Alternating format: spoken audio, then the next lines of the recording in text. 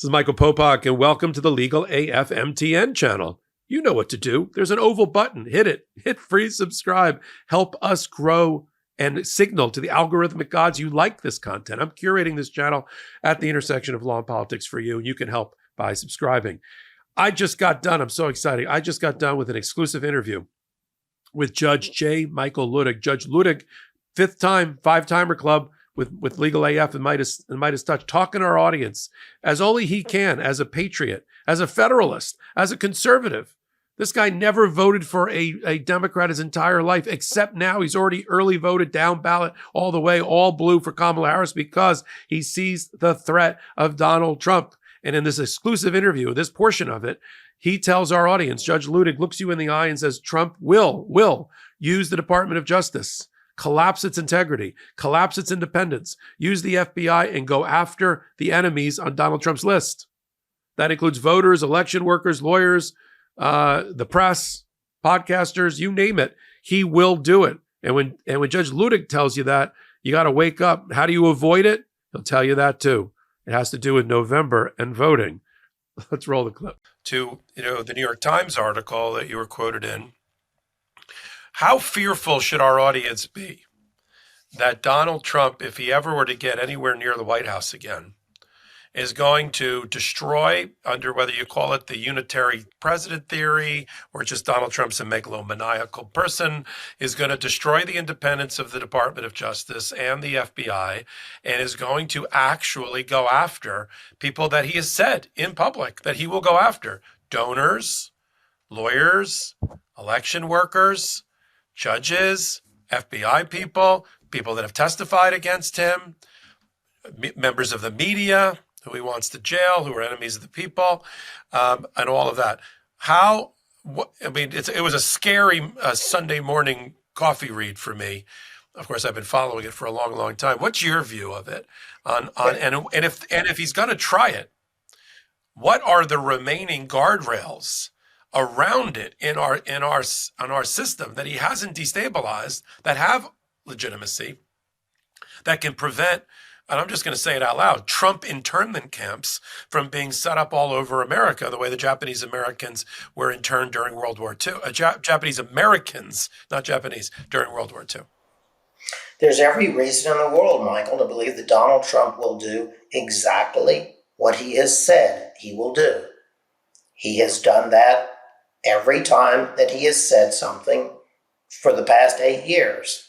And he obviously feels very, very strongly about this retaliation or revenge against any and everyone who's crossed him in any way whatsoever.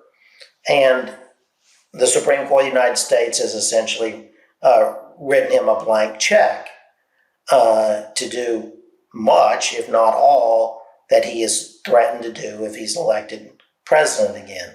Another way to say that, picking up on one other thread of your question, is that there are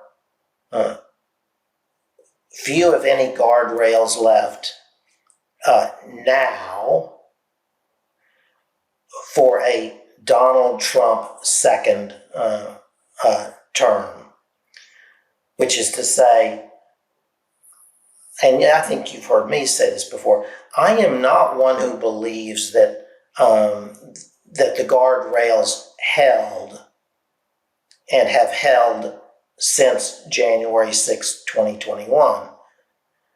It may be in the technical sense, the guardrails themselves held, but the officials who administer those guardrails, they failed. Donald Trump won, and now he has won the right in the Supreme Court of the United States to continue dismantling the federal government and our democracy in the way that he's done up to now and said he will do if elected president again. Welcome back. It's always my honor to have Michael Luttig on the show with us. He's a regular contributor, if you will, with these interviews because he gets to talk to an audience that he normally doesn't talk to when he's on corporate media. He likes to be here for that. And then we have those hopefully interesting and fascinating discussions at the intersection of law and politics. Speaking of the intersection, take a moment. Hit the subscribe button. It's not ego, it's algorithm. We're trying to build this pro-democracy channel in collaboration with the Midas Touch Network so we can sit at the intersection of law and politics going forward and bring you this specially curated material. I'm the chief curator. I'm the executive producer. I'm doing the videos and bringing on a lot of people from the Midas universe that you've come to respect. Dina Dahl and me, we're doing unprecedented once a week, of course, talking about the United States Supreme Court and analyzing it for you, including all the ethics scandals. Then we've got Karen Friedman Agnifilo and mistrial. We've got court accountability. Oh, man, I almost forgot court accountability. And that's an organization dedicated and in doing investigative reporting about fraud and corruption at the federal court level up to the United States Supreme Court. And they're doing exclusive work for us 4 or 5 times a week. Court accountability, look them up on the playlists. Take a moment, free subscribe. So until my next hot take or exclusive content here, this is Michael Popok, and I'm reporting.